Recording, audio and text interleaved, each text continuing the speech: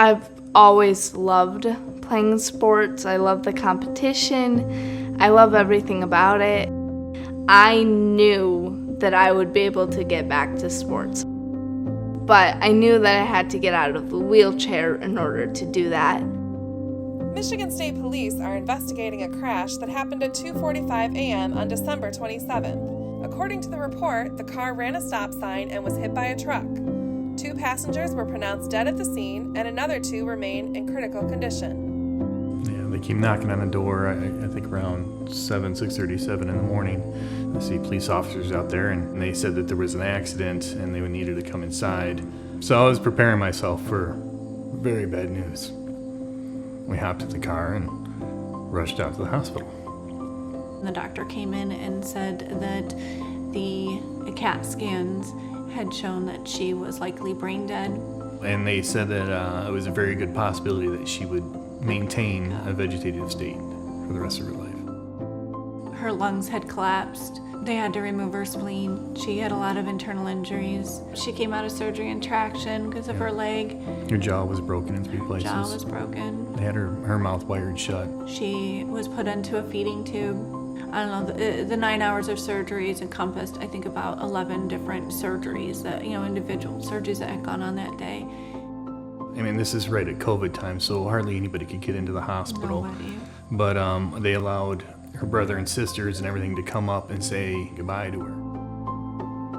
I remember for the longest time, the doctors there were trying to get her to have some type of voluntary response. We'd notice her open her eyes and move her eyes around. We would say something to her, and then she'd move her eyes to where the sound was at. They were having a hard time determining whether or not she was doing a voluntary response.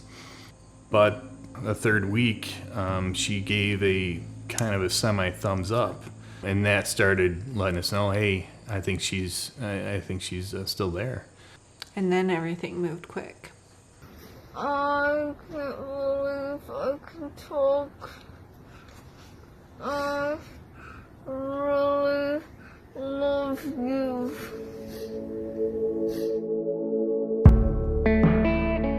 So we met in our 2nd hour history class in 7th grade.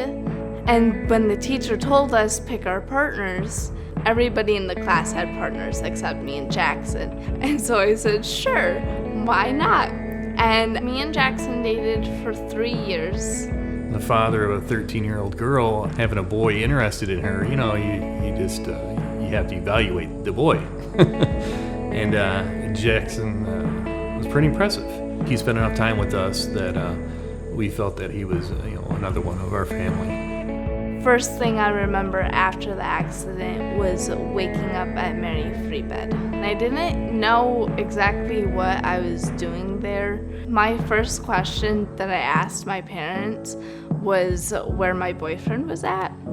And then that's when they gave me the heartbreaking news that he passed away in this accident. The physical recovery and the grieving recovery were really hard.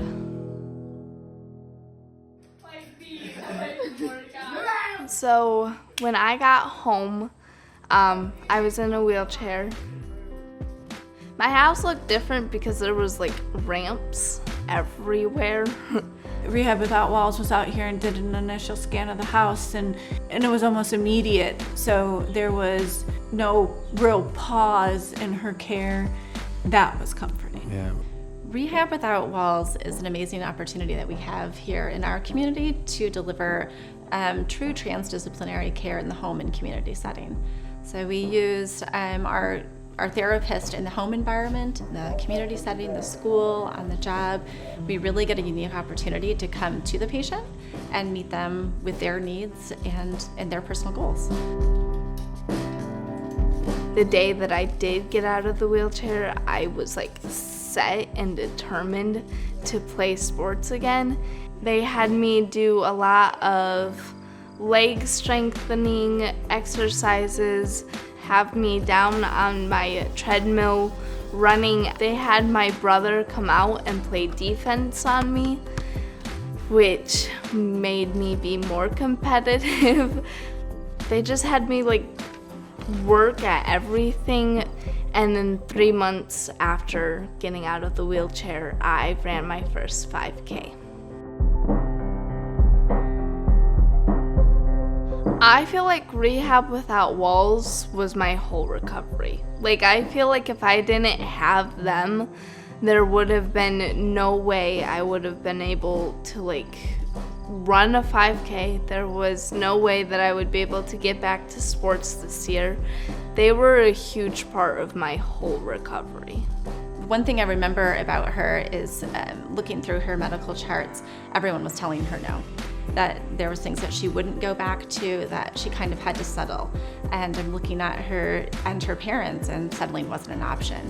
And I love the fact that we got to use her family, use that competitive drive between her siblings, and use what she had in this very supportive community to really get her back to what mattered for her. My first game back to playing soccer, I scored my first goal, which was really cool. We didn't have very much expectations, but they did it, you know. She's back doing sports. I didn't expect that. The idea of her going to college is, we would have never thought that that was going to be possible for her.